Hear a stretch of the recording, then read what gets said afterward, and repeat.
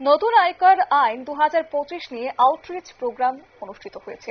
বলে রাখেছে আয়কর বিভাগ নর্থ ইস্ট রিজিয়নের উদ্যোগে মঙ্গলবার আয়কর ভবনে নতুন আয়কর আইন 2025-এর দিকে এগিয়ে যাওয়া শীর্ষক এক আউটরিচ প্রোগ্রামের আয়োজন করা হয়।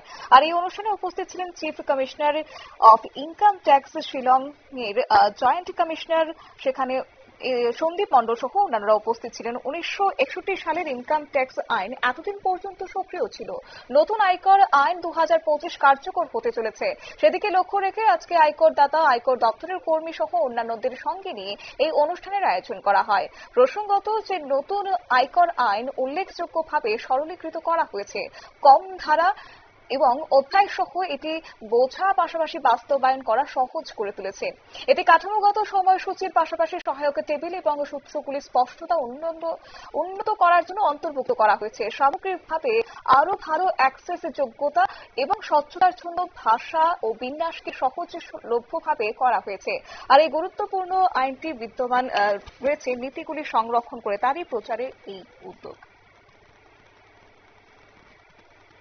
নিয়ে নিচ্ছি ছোট্ট একটি বিজ্ঞাপন বিরতি, সঙ্গে থাকুন।